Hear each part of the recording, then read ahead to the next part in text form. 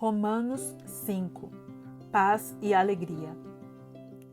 Tendo sido, pois, justificados pela fé, temos paz com Deus por nosso Senhor Jesus Cristo, por meio de quem obtivemos acesso pela fé a esta graça na qual agora estamos firmes e nos gloriamos na esperança da glória de Deus.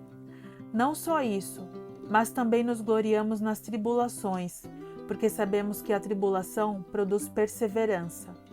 A perseverança, um caráter aprovado, e o caráter aprovado, esperança. E a esperança não nos decepciona, porque Deus derramou seu amor em nossos corações por meio do Espírito Santo que Ele nos concedeu. De fato, no devido tempo, quando ainda éramos fracos, Cristo morreu pelos ímpios. Dificilmente haverá alguém que morra por um justo, embora pelo homem bom talvez alguém tenha coragem de morrer. Mas Deus demonstra seu amor por nós. Cristo morreu em nosso favor quando ainda éramos pecadores. Como agora fomos justificados por seu sangue, muito mais ainda por meio dele seremos salvos da ira de Deus.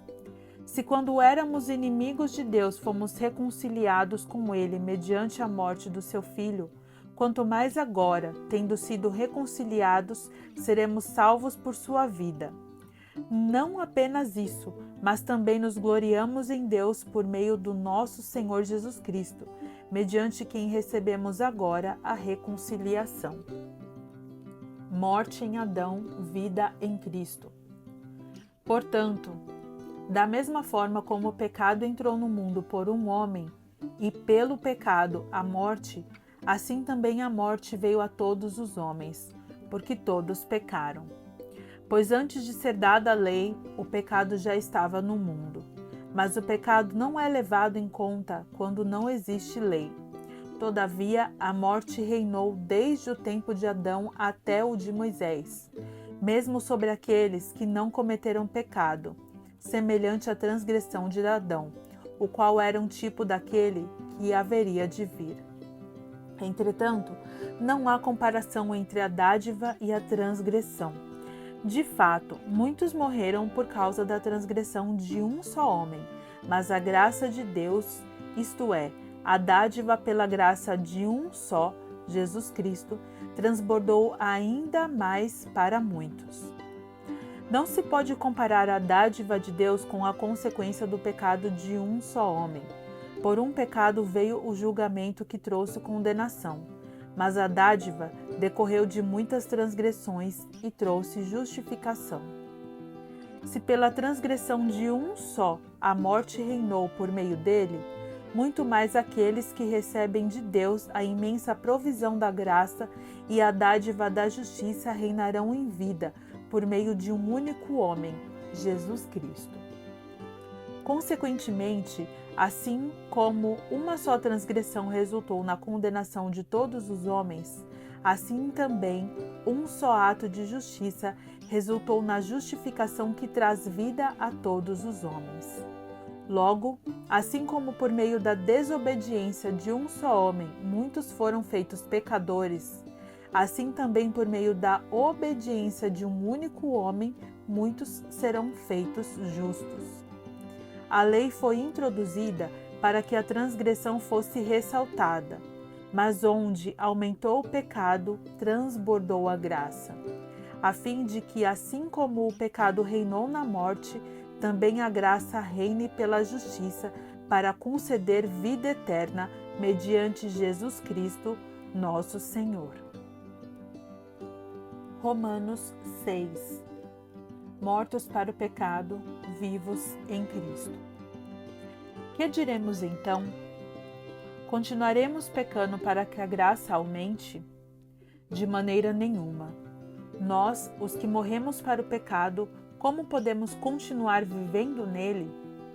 Ou vocês não sabem que todos nós, que fomos batizados em Cristo Jesus, fomos batizados em sua morte? Portanto, fomos sepultados com ele na morte, por meio do batismo, a fim de que, assim como Cristo foi ressuscitado dos mortos, mediante a glória do Pai, também nós vivamos uma vida nova. Se dessa forma fomos unidos a Ele na semelhança da sua morte, certamente o seremos também na semelhança da sua ressurreição. Pois sabemos que o nosso velho homem foi crucificado com Ele, para que o corpo do pecado seja destruído, e não mais sejamos escravos do pecado, pois quem morreu foi justificado do pecado. Ora, se morremos com Cristo, cremos que também com Ele viveremos. Pois sabemos que, tendo sido ressuscitado dos mortos, Cristo não pode morrer outra vez. A morte não tem mais domínio sobre ele. Porque, morrendo, ele morreu para o pecado uma vez por todas, mas, vivendo, vive para Deus. Da mesma forma, considerem-se mortos para o pecado, mas vivos para Deus em Cristo Jesus. Portanto, não permitam que o pecado continue dominando o corpo mortal de vocês, fazendo que obedeçam aos seus desejos. Não ofereçam os membros do corpo de vocês ao pecado, como instrumentos de injustiça. Antes, ofereçam-se a Deus como quem voltou da morte para a vida, e ofereçam os membros do corpo de vocês a Ele, como instrumentos de justiça, pois o pecado não os dominará, porque vocês não estão debaixo da lei, mas debaixo da graça. Escravos da justiça. E então, vamos pecar porque não estamos debaixo da lei, mas debaixo da graça? De maneira nenhuma. Não sabem que quando vocês se oferecem a alguém para lhe obedecer como escravos, tornam-se escravos daquele a quem obedecem? Escravos do pecado que leva à morte ou da obediência que leva à justiça? Mas, graças a Deus, porque embora vocês tenham sido escravos do pecado, passarão a obedecer de coração a forma de ensino que lhes foi transmitida. Vocês foram libertados do pecado e tornaram-se escravos da justiça. Falo isso em termos humanos, por causa das suas limitações humanas. Assim como vocês ofereceram os membros do seu corpo em escravidão à impureza e à maldade que leva à maldade, ofereçam-nos agora em escravidão à justiça que leva à santidade. Quando vocês eram escravos do pecado, estavam livres da justiça. Que fruto colheram então das coisas das quais agora vocês se envergonham?